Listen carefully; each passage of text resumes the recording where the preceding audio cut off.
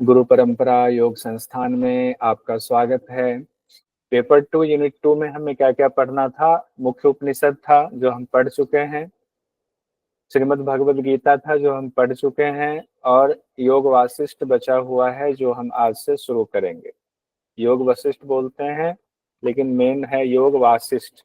योग वासिष्ठ में जो नेट के सिलेबस में दिया हुआ है वो क्या क्या है, जो मुख्य बिंदु पढ़ना है हम लोगों को वो है आदि व्याधि की अवधारणा, मनोदैहिक व्याधियां पढ़ना है, मुक्ति के 4 द्वारपाल, परमानंद की उच्चतम अवस्था, योग के विघ्नों के निराकरण हेतु अभ्यास, सत्व गुण का विकास, ध्यान के 8 चरण, ज्ञान की सप्तभूमियां।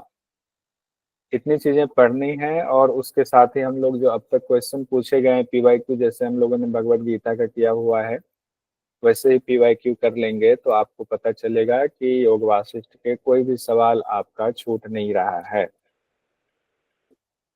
योग वासिष्ठ, इसके रचयिता कौन है? तो आदि कवि वाल्मीकि जी ही योग वासिष्ठ के भी रचयिता है। महर्षि वाल्मीकि कहें, आदि कवि वाल्मीकि कहें।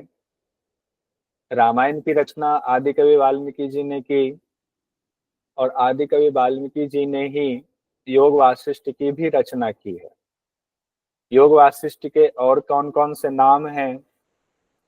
योग वासिष्ठ को महारामायण भी कहा जाता है, वशिष्ठ रामायण भी कहा जाता है, आर्ष रामायण भी कहा जाता है, और वशिष्ठ गीता भी कहा जाता है।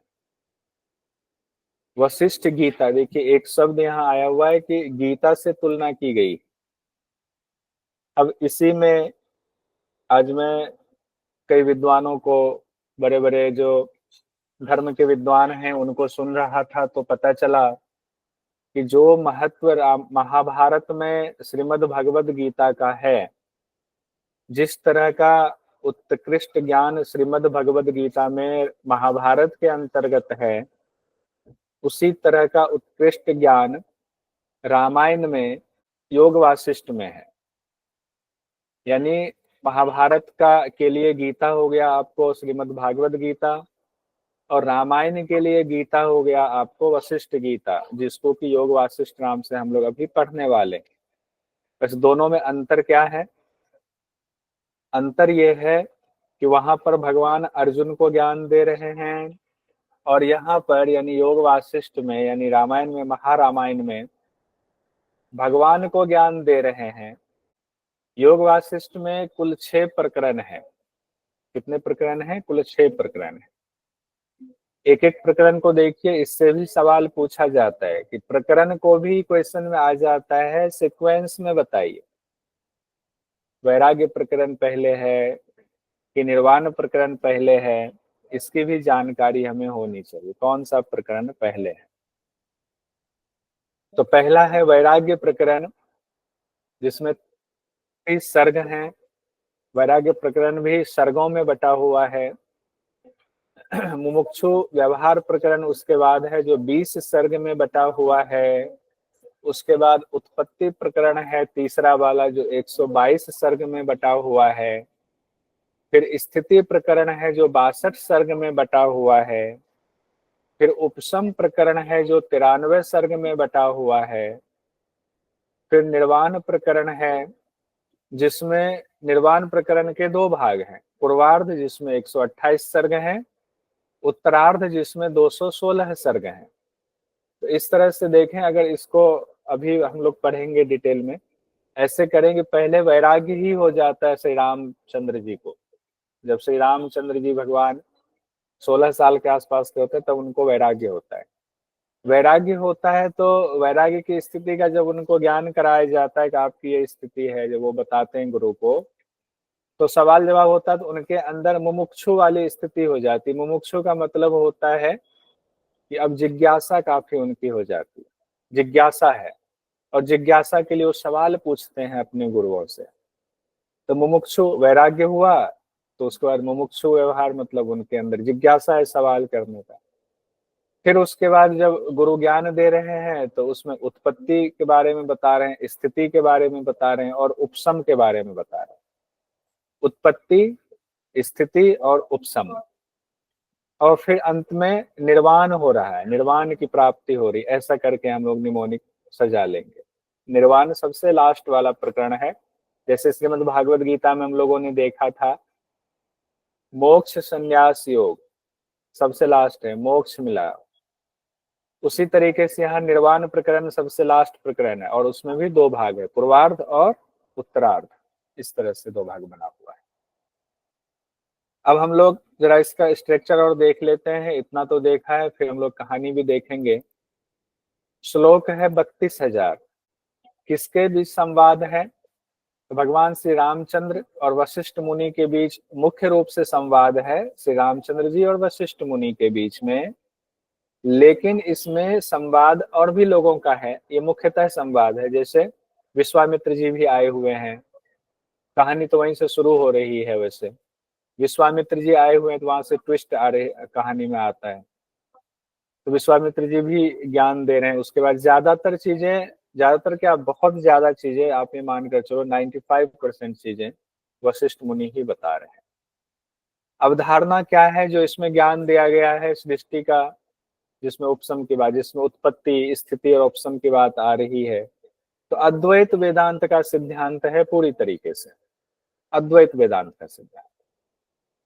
अब एक एक करके हम लोग प्रकरण के हिसाब से बढ़ते हैं। प्रकरण, पहला प्रकरण जो है वो है वैराग्य प्रकरण। वैराग्य प्रकरण में क्या क्या है वो देख लीजिए। कहानी कैसे शुरू हो रही है ये भी आपको जानना चाहिए। डायरेक्ट हम योग वासिष्ठ उठाएं और योग वासिष्ठ के सिर्फ इंपॉर्टेंट पॉइंट लेकर जाएं तो आपको लगेगा कुछ अधूरा सा है। इसलिए मोटा मोटा हम थोड़ा सा देख लेते हैं कि कहाँ से शुरुआत हो रही है। तो पहला प्रकरण जो वैराग्य प्रकरण है उसमें क्या है, सुतीक्ष्ण और अगस्त ऋषि के बीच में संवाद है। कारुण्य और अग्निवेश के बीच में उसके बाद संवाद, एक कहानी में दूसरे का संवाद, उस कहानी के बीच में फिर तीसरे का संवाद आता है। सुरुचि और देवदूत के बीच में संवाद है। अरिष्ट नेमि और वाल्मीकि जी के बीच में संवाद है। और श्री राम अवतार के 3 कारण कि भगवान रामचंद्र जी को अवतार क्यों लेना पड़ा, इसके 3 कारण बताए गए, 3 वजह बताई गई हैं। और भारद्वाज ऋषि को ब्रह्मा जी का वरदान है, वो कहानी है इसमें, सब देखेंगे हम लोग।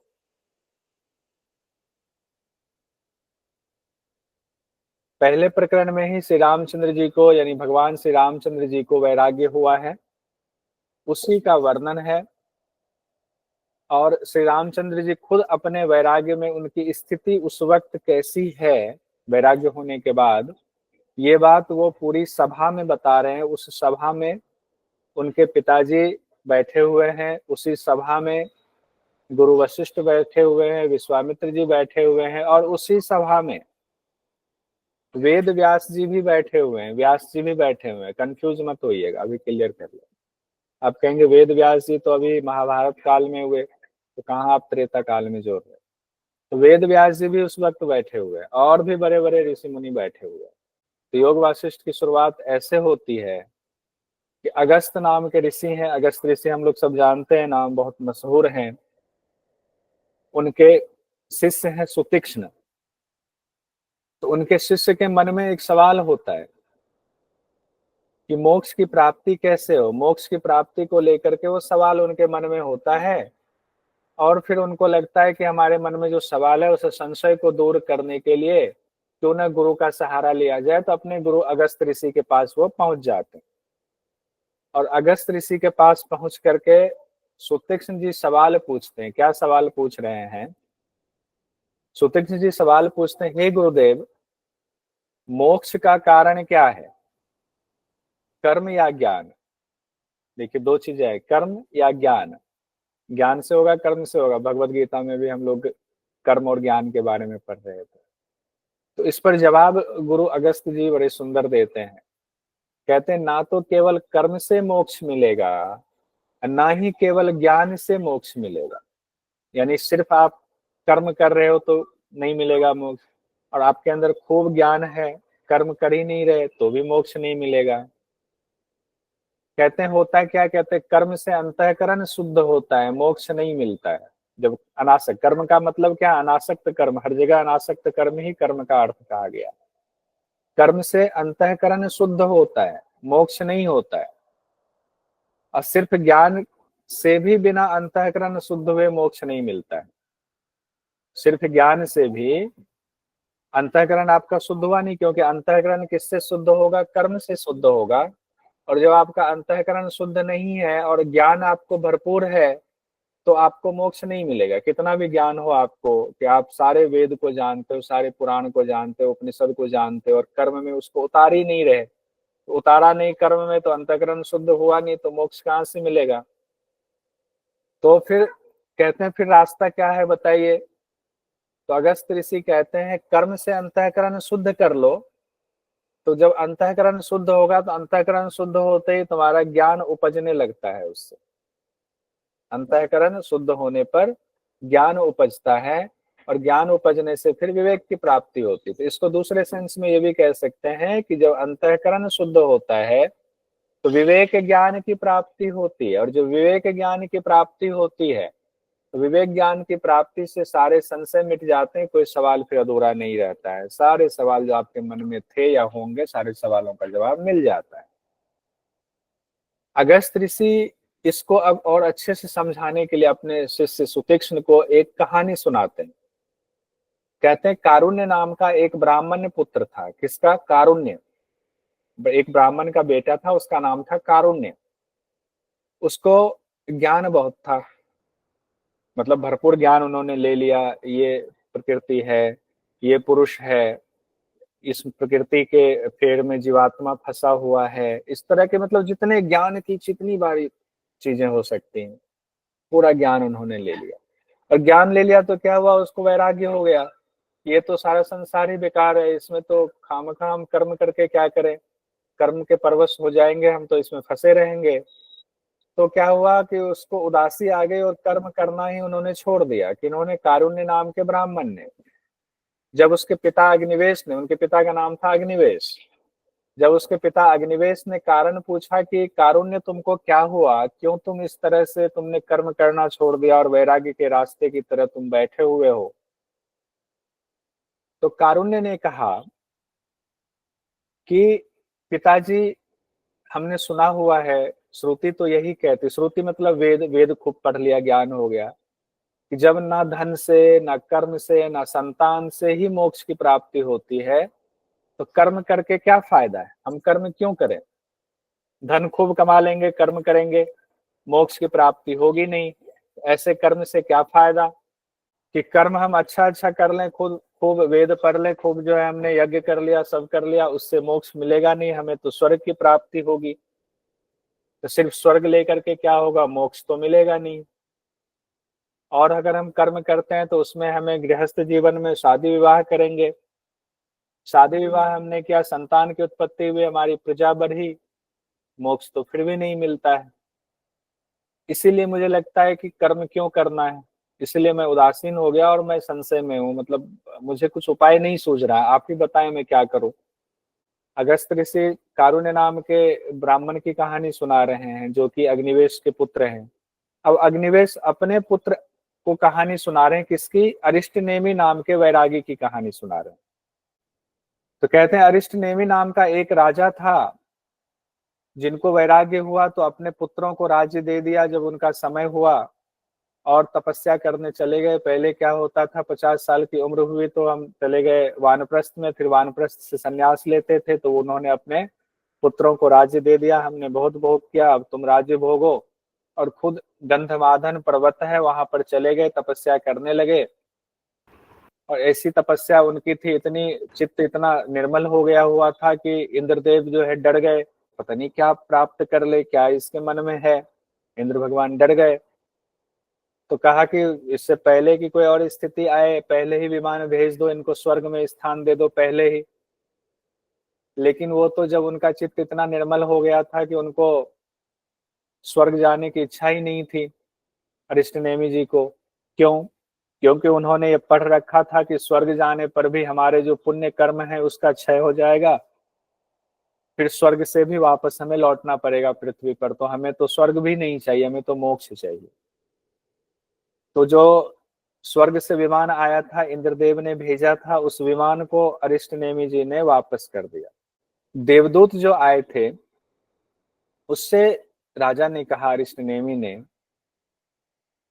कि हमें कोई ऐसा उपाय बताइए, हम तो वहां जाने वाले स्वर्ग में है नहीं, हम तो सन्यासी हैं, मोक्ष की तरफ जा रहे हैं। तो अगर आपको इंद्रदेव जी ने भेजा हुआ है तो इंद्रदेव जी को पूछिए कि हमारा क्या उपाय हो सकता है, हमें क्या करना चाहिए, हमें ऐसे गुरु मिल जाए जिससे हमें मोक्ष की प्राप्ति हो।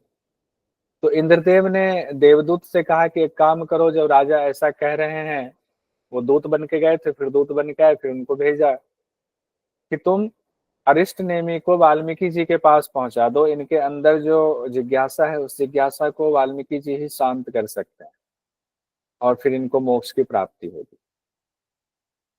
और इतना ही नहीं, इंद्रदेव ने वाल्मीकि जी को भी संदेश भिजवाया कि एक अरिष्टनेमि नाम का एक ब्राह्मण, एक राजा है, अरिष्टनेमि नाम का राजा है, जो ऐसी तपस्या कर रहा है और उनके अंदर स्वर्ग की इच्छा नहीं है, वो तो बिल्कुल तत्व ज्ञान चाहता है।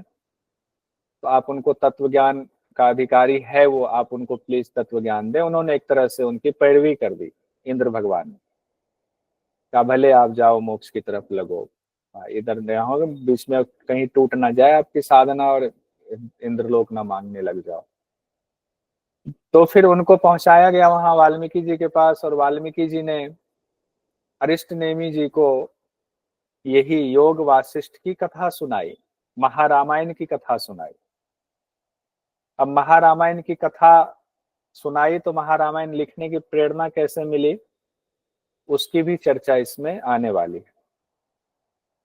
अब जब कथा सुना रहे हैं तो पहले कह रहे हैं कि जो रामचंद्र जी हैं, भगवान रामचंद्र जी, वो जो मनुष्य रूप में पैदा हुए हैं अयोध्या में, उनके जन्म लेने का कारण क्या है, तो योग वासिष्ठ में 3 कारण बताए गए।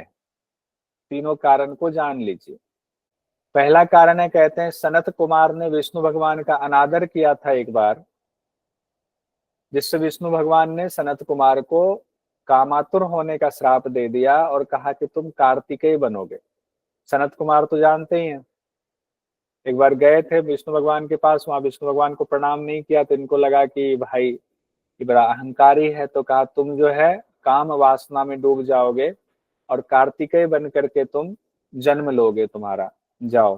पहले तो मुक्त होके घूमते थे सनत कुमार, और सनत कुमार को भी गुस्सा आ गया, कहा अच्छा, मतलब मैंने आपको नमस्कार पाती नहीं किया, तो भगवान विष्णु से कहा कि आपको इतना क्रोध आ गया कि आपने श्राप ही दे दिया सीधे मुझे, आपको भी सर्वज्ञता का अभिमान तो आपको भी है, आप भी अभिमानी हो। अब देखिए मामला फंस रहा है, कह रहे हैं आप भी अभिमानी हो तो आपको भी मैं जो है देता हूँ श्राप, आप भी कुछ समय के लिए अज्ञानता के वश में हो जाओगे और मनुष्य लोक में जन्म लोगे। तो मनुष्य शरीर में जैसे ही आओगे वैसे अज्ञानता कुछ समय तक आपको घेरेगी। अब दोनों ने एक दूसरे को श्राप दिया। तो सनत कुमार के श्राप की वजह से एक तो ये कारण था। भृगु ऋषि की पत्नी की मृत्यु हो गई थी, भृगु ऋषि नाम तो सुना ही होगा, उनकी पत्नी की मृत्यु हो गई, वो बेचारे क्रोध में थे, तो भगवान विष्णु ने उनका उपहास किया था कि देखो भृगु ऋषि है, कहते हैं कि सब कामनाओं को जीत लिया हुआ, पत्नी की मृत्यु पर ये क्रोध, मतलब ये क्रोधित हो रहे हैं, तो उपहास कर दिया। भृगु ऋषि इससे क्रोधित हो गए और भृगु ऋषि ने श्राप दे दिया कि जिस तरह से मैं अभी स्त्री के वियोग में व्याकुल हूं, उसी तरह से तुम भी स्त्री के वियोग में व्याकुल रहोगे। अब लो, विष्णु भगवान को यहाँ भी मिल गया श्राप, अब उनको 2-2 श्राप हो गया। तीसरा भी श्राप है, देव शर्मा नाम का ब्राह्मण था, उनकी पत्नी ने नरसिंह भगवान के भयंकर रूप को देख करके प्राण त्याग दिए थे। नरसिंह भगवान का दर्शन हुआ, उनको देखा तो ऐसा भयंकर रूप देखा, उनकी पत्नी की मृत्यु हो गई। तब देव शर्मा नाम के ब्राह्मण ने नरसिंह रूप में जो भगवान विष्णु थे यानी हरि थे, उनको श्राप दे दिया कि जिस तरह से मेरी पत्नी का वियोग मुझे हो रहा है, उसी तरीके से तुम्हें भी अपनी पत्नी का वियोग होगा, शोक में तुम भी मारे मारे फिरोगे। ये 3 कहानी यहाँ कही गई है। और एक कहानी तो हम लोग जानते हैं, नारद जी वाली कहानी जानते हैं कि उनकी शादी वाली बात जो है। अब हम आगे बढ़ते हैं। अब वाल्मीकि जी ने 3 कहानी बताई। अब कहते हैं कि मुझे महारामायण यानी कि योग वासिष्ठ को लिखने की या रचना करने की कैसे प्रेरणा मिली, ये सुनो। तो मुझे साक्षात ब्रह्मा भगवान ने ये आदेश दिया है। कहा क्यों आदेश दिया ब्रह्मा भगवान ने? उसका भी कारण है। क्या कारण है? तो भारद्वाज ऋषि की कहानी है इसमें जुड़ी हुई। कि भारद्वाज ऋषि जो है, भारद्वाज ऋषि जब तपस्या कर रहे हैं, ब्रह्मा भगवान आते हैं भारद्वाज ऋषि से मिलने के लिए कि वरदान मांगिए, आप इतनी तपस्या कर रहे हैं, मैं आपसे खुश हूं, क्या चाहिए आपको? तो भारद्वाज ऋषि को अपने लिए कुछ चाहिए नहीं था, उनको तो इस पूरी सृष्टि के लिए कुछ ना कुछ चाहिए था। ऐसा उपाय चाहिए था जिससे लोगों को शांति मिले, लोगों को मोक्ष मिले। ऐसा उपाय मुझे बताइए हे ब्रह्मा भगवान। ये संपूर्ण जो मानव समुदाय है जो कि दुख में डूबा हुआ है, सुख दुख में है तो सुख भी दुख ही है, तो ऐसा उपाय बताइए कि दुख से छुटकारा पा जाए। ऐसा उपाय मुझे चाहिए, क्योंकि उनको पता था ऐसा उपाय बताया जाएगा तो आम लोगों तक ये मामला पहुंचेगा, फिर आम लोग भी इससे लाभान्वित होंगे। तब ब्रह्मा भगवान भारद्वाज ऋषि के साथ वाल्मीकि ऋषि के आश्रम में जाते हैं और जिस रामायण की रचना शुरू की है वाल्मीकि जी ने, तो वहां ब्रह्मा भगवान कहते हैं कि जो रामायण की रचना तुम पहले से कर रहे हो, पहले से भी जो रामायण की रचना हो रही थी, वो ब्रह्मा भगवान ने ही कहा था कि तुम रामायण की रचना करो, मैं तुम्हें दिव्य दृष्टि देता हूँ और इस दिव्य दृष्टि से तुम भगवान रामचंद्र के सारे चरित्र को यहीं से बैठ करके साक्षात देख पाओगे। तो उन्होंने कहा कि आपने जो इसकी रचना शुरू की है, चाहे जितना भी विघ्न आ जाए या पूरा ना हो जब तक, तब तक इसे ना छोड़ें। तो इस तरह रामायण के साथ महारामायण की भी रचना हुई है। यानी महारामायण जो है, कई विद्वानों को मैंने सुना है कि योग वासिष्ठ जो है रामायण का ही अंतिम भाग है, उत्तर रामायण के अंतर्गत आता है। उत्तर रामायण में वो वाली बात नहीं है कि सीता को कहा कि तुम जो है चले जाओ वन में, छोड़ दो, ऐसी वाली बात नहीं है। बल्कि उसमें योग वासिष्ठ की चर्चा है कि जिनका चरित्र इतना सुंदर है, जिस रामचंद्र जी का, उस रामचंद्र जी का चरित्र इतना सुंदर कैसे हो गया। तो उसके पीछे की वजह बताने के लिए पूरी कहानी बताई जा रही है कि योग वासिष्ठ में ऐसा क्या हुआ कि रामचंद्र जी इतने दिव्य पुरुष बने। तो वाल्मीकि जी ने भरद्वाज ऋषि से के अनुरोध पर कहा कि अब तुम श्री रामचंद्र जी की जीवनचर्या से संबंधित कथा सुनो। यानी कि सबसे पहले उन्होंने भरद्वाज ऋषि को कहानी सुनाई रामचंद्र जी की। क्यों कहानी सुनाई? क्योंकि ब्रह्मा भगवान ने कहा और आदि कवि वाल्मीकि जी को तो दिव्य दृष्टि मिली हुई थी, तो उनको सारी चीजें ज्ञात थी, तो उन्होंने भरद्वाज ऋषि को कहानी सुनाई। अब जो कहानी सुनाई वही कहानी अरिष्ट नेमि सुन रहे हैं, वही कहानी उधर अग्निवेश के पुत्र सुन रहे हैं, और वही कहानी पीछे लौटे तो हम लोग जो शुरुआत में अगस्त ऋषि की बात आई थी, अगस्त ऋषि अपने शिष्य सुतीक्ष्ण को सुना रहे हैं। ये कहानी में कहानी चली आ रही, लेकिन मूल कहानी यहाँ पे है। अब कहानी क्या है भगवान श्री रामचंद्र जी की, अब उस कहानी पर आते हैं। जब श्री रामचंद्र जी जनेऊ संस्कार होता है तो अध्ययन के लिए गुरु के पास जाते हैं। गुरु से अध्ययन लेकर के, जो पहले परंपरा चलती थी गुरुकुल परंपरा, ज्ञान लेने के बाद फिर वो लौटते हैं। चारों भाई ज्ञान लेकर लौटने के बाद कुछ समय तक तो सुख से रहते हैं। उस समय उनकी उम्र हो रही होती सिर्फ 16 साल के आसपास की, 15-16 साल के आसपास की होती है जब वो गुरुकुल से पढ़ के लौटे। नहीं, 15 साल के आसपास में उनकी शिक्षा पूरी हो गई। अब जब शिक्षा पूरी हो गई तो क्या होता है, जब बच्चा इतने समय तक दूर रहा हुआ है, वो आया हुआ है, तो वो अगर कोई इच्छा व्यक्त करे तो पिता उनकी इच्छा को तुरंत पूरी करने के लिए तैयार होते हैं। तो रामचंद्र जी और सभी भाइयों ने जो है क्या व्यक्त किया कि हमें घूमने फिरने जाना है, कहीं पिकनिक मनाने जाना है। इस तरह से घूमने जाना है। तो पहले जमाने में क्या घूमेंगे, जब भगवान साक्षात धरती पर आए हैं तीर्थाटन के लिए उनको भेज दिया गया। पहले क्या था, घूमने कहाँ जाएंगे, तीर्थ यात्रा पर निकल गए, तो वही जो है दिव्य चीज था। तो सभी भाइयों को आज्ञा मिल गई और उनके लिए पूरी व्यवस्था कर दी गई। पंडितों को लगा दिया गया, साथ में राजा के पुत्र थे तो लाव लश्कर भी लगा दिया गया। और पिताजी से आज्ञा लेकर के सभी भाई तीर्थाटन पर चले गए, तीर्थ यात्रा पर। जहां जिस तीर्थ का जो नियम था उस नियम के साथ पंडित जी ने उनको जो उपाय कराया उस उपाय को अपनाया। और जब जा रहे थे, देखिए इसमें ये लिखा हुआ है कि 15 साल से कुछ कम उनकी उम्र थी। और तीर्थाटन में पूरा तीर्थाटन करके जब लौटे हैं तो 1 साल में लौटे हैं। तो उनकी उम्र अब 16 साल के आसपास हो गई। 15 साल से कुछ कम है तो 16 साल से कुछ कम उम्र में वो लौट करके फिर अयोध्या में आ गए। लौटने के बाद उनके हृदय में होता है ना कई बार कि हम कोई चीज पढ़ते हैं या किन्हीं संत महात्मा से मिलते हैं तो हमारा हृदय बिल्कुल वैरागी हो जाता है, ज्ञान उत्पन्न हो जाता है। तो रामचंद्र जी जब 16 साल के हुए थे तकरीबन और जब लौट के आए थे तीर्थाटन से, तो उनकी दशा वैराग्य वाली हो गई हुई थी। विवेक उनका जाग गया हुआ था।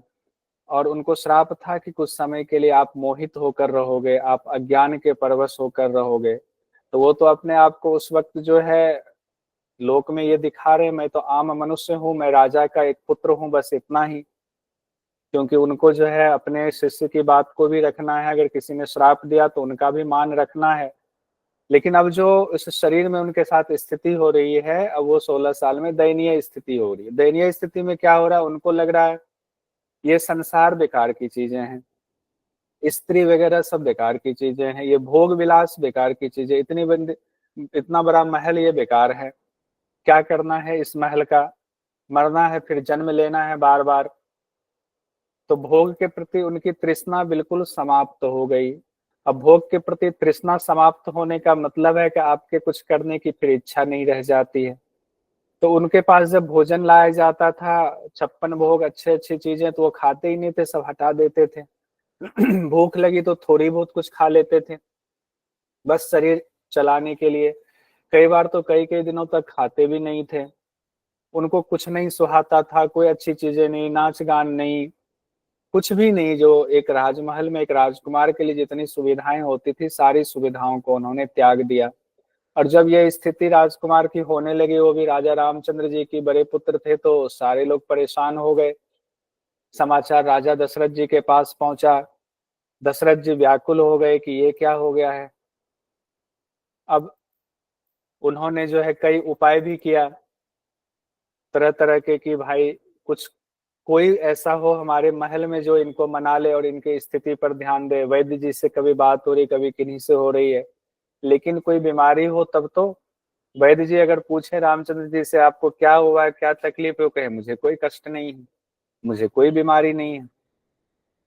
राजा दशरथ जी खुद उनके पास पहुंचे, अनमने बैठे हुए, कभी बाग में बैठे हुए हैं, कभी कहीं बैठे हुए हैं, बगीचे में हैं, कभी इधर है। उन्होंने पूछा, गोद में बिठाया बेटे को, कहा बेटा तुम्हें क्या हुआ है, कौन सी चिंता है जो तुम्हारे मन को खाई जा रही है, आखिर ऐसा क्या हुआ तीर्थाटन से लौटने के बाद, कोई बात है तो बताओ मन में। तो रामचंद्र जी ने कहा कि नहीं पिताजी, मुझे कोई कष्ट नहीं, मुझे कुछ नहीं हुआ है, बस किसी चीज का मन नहीं, किसी चीज की इच्छा नहीं हो रही है, किसी भोग विलास की इच्छा नहीं हो रही। अब राजा दशरथ जी और परेशान हो गए। दरबार में वशिष्ठ मुनि हैं, अब उनसे पूछ रहे हैं क्या किया जाए। सब लोगों से कह रहे हैं, राजा से राजा कह रहे हैं मंत्रियों से, अलग अलग जो उनके चर हैं उनसे कह रहे हैं कि कोई उपाय तुम लोगों को किसी को पता चल रहा हो तो बताओ, क्योंकि बड़े प्रिय थे रामचंद्र जी अपने पिता के। अब ये सब विचार मंत्रणा चल रही होती है। तो एक दिन इस विचार मंत्रणा के दौरान विश्वामित्र जी पधारते हैं, दरवाजे पर आते हैं विश्वामित्र जी, तो द्वारपाल आकर समाचार देता है कि विश्वामित्र जी आए हैं। राजा दशरथ दौड़े दौड़े जाते हैं, विश्वामित्र जी को बुलाकर लाते हैं और उनको जो है गद्दी पर बिठाते हैं और उनसे प्रार्थना करते हैं कि आपके दर्शन पाकर हम तो कृतार्थ हो गए हैं प्रभु। विश्वामित्र जी भी पहले राजा ही थे और राजा होकर के वो इतनी तपस्या करके यहाँ तक पहुंचे थे। और विश्वामित्र जी से बिना कुछ पूछे ही राजा दशरथ जी ने इतना कह दिया कि आप जिस कार्य से मेरे यहाँ आए हुए हैं, चाहे कोई भी कार्य हो आपका, जिस प्रयोजन से आप मेरे यहाँ आए हुए हैं, पधारे हैं, उसे आप सिद्ध हुआ ही समझिए कि आपके लिए मुझे कुछ भी अदेय नहीं है, कोई भी ऐसी चीज नहीं है जो मैं आपको नहीं दे सकता हूँ। तो आप ये समझिए कि आपको मैंने सब कुछ दे दिया, जो आप मांगोगे मैंने दे दिया। विश्वामित्र जी बड़े प्रसन्न हुए कि रघुकुल में जो है, जो वाणी मुंह से निकल जाते उसको निभाते हैं, तो अब तो मैं जिस काम से आया मेरा कार्य पूरा होगा। तो उन्होंने कहा विश्वामित्र जी की मैं वन में एक यज्ञ कर रहा हूँ जिसका नाम है 10 गात्र यज्ञ।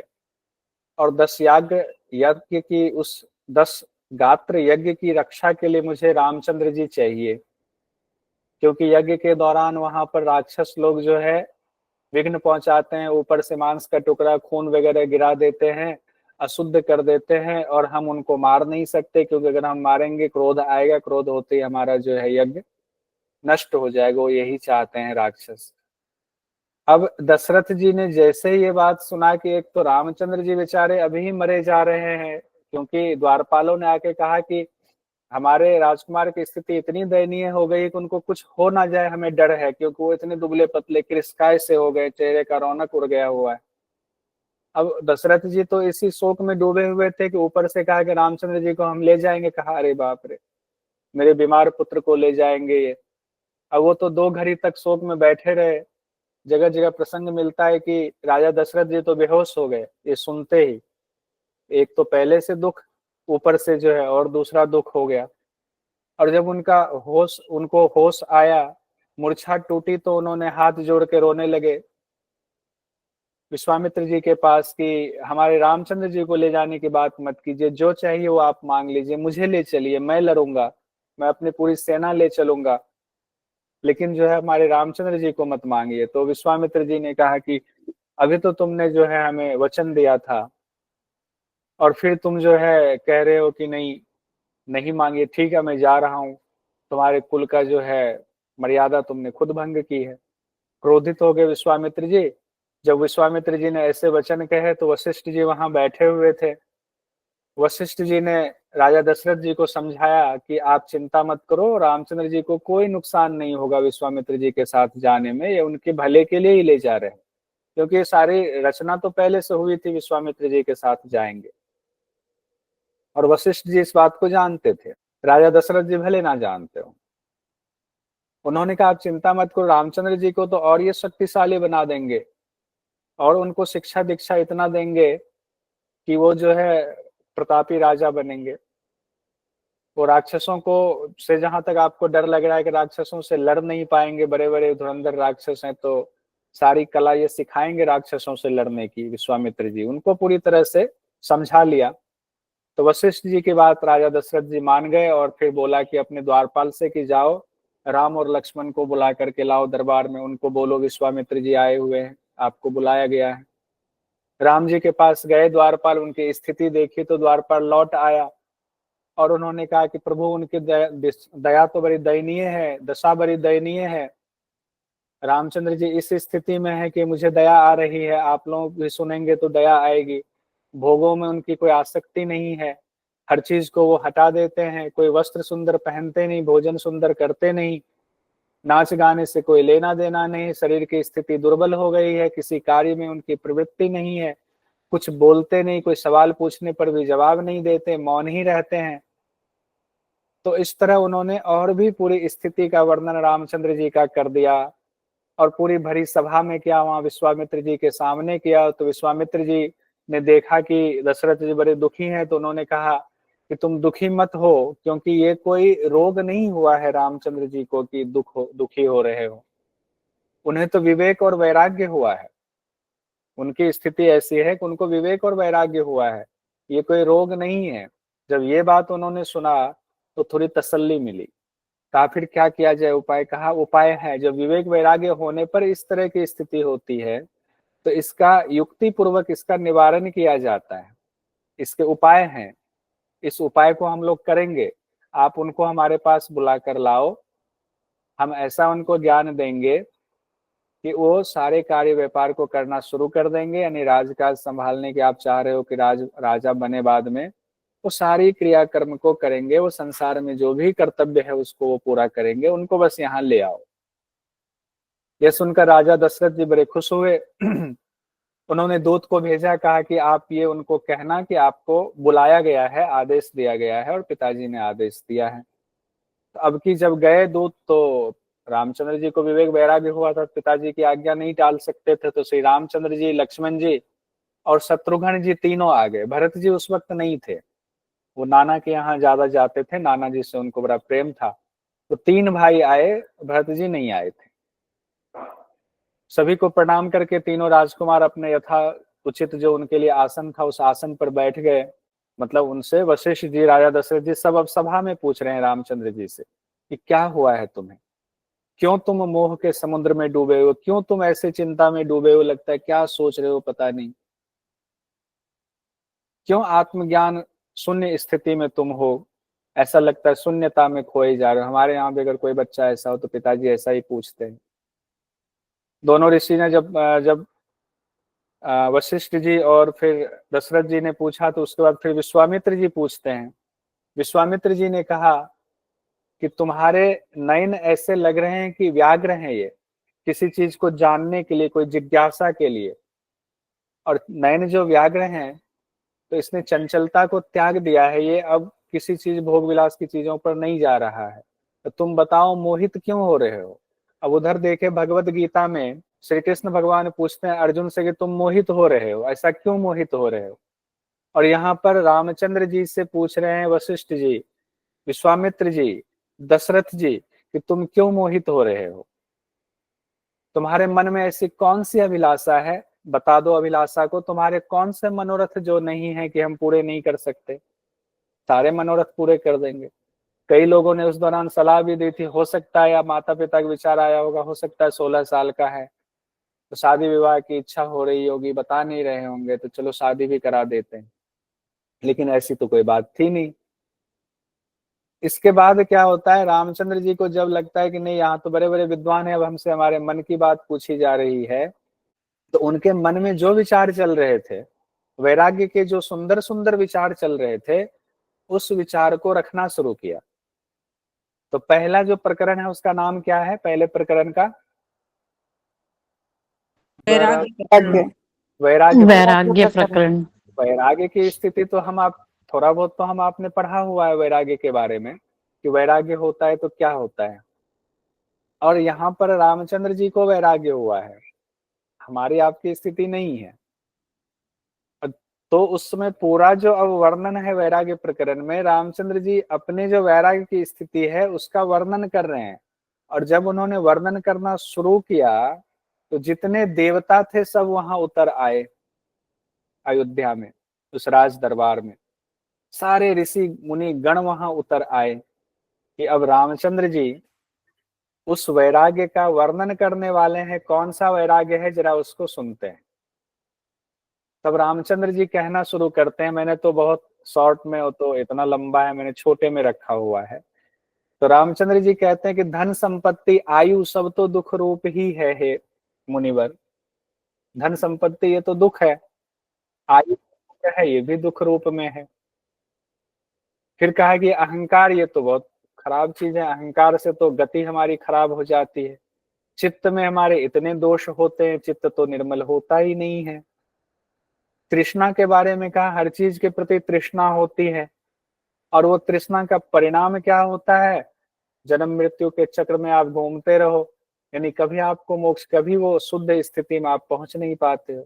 इस शरीर के बारे में कहते हैं, शरीर तो जो है गंदगी का ढेर है, हर तरफ तो गंदगी ही उत्पादन हो रहा है इस शरीर से, कैसे ये निर्मल है, ये शरीर बिल्कुल निर्मल नहीं है। बाल्यावस्था हो चाहे युवा अवस्था हो चाहे वृद्धावस्था हो, सब दुख रूप ही है। बाल्यावस्था में अपना दुख है, अपनी व्यथा है। युवा अवस्था में आकर्षण हो जाता है स्त्रियों के प्रति, भोग विलास के प्रति, वो तो नरक में गिराने वाला है, ये भी दोष रूप है। वृद्धावस्था अपने आप में दुख की स्थिति होती है, रोग की स्थिति होती है।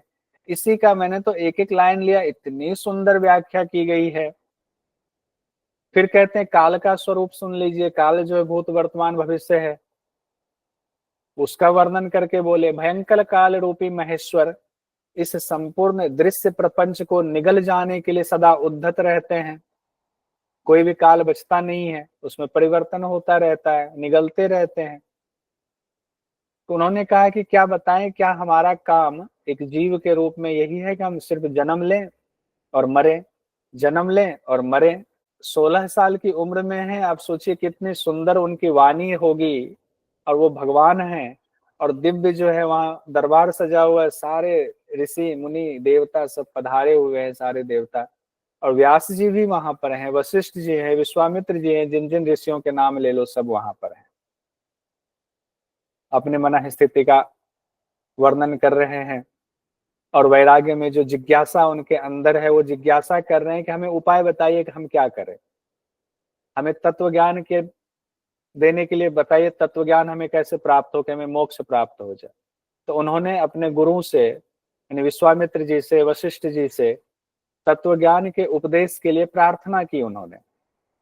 रामचंद्र जी ने कहा कि हे ब्राह्मण, आप प्राचीन और अर्वाचीन दोनों बातों को जानने वाले हैं, इसलिए जिस प्रकार मेरा शोक खत्म हो, भय खत्म हो, मेरे अंदर जो खेद हो रहा है वो खत्म हो, उससे मैं मुक्त हो जाऊं, मेरे अंदर वो ज्ञान उत्पन्न हो जाए, उस ज्ञान से मैं संपन्न हो जाऊं, ऐसा उपदेश मुझे कीजिए, मुझे क्या करना चाहिए।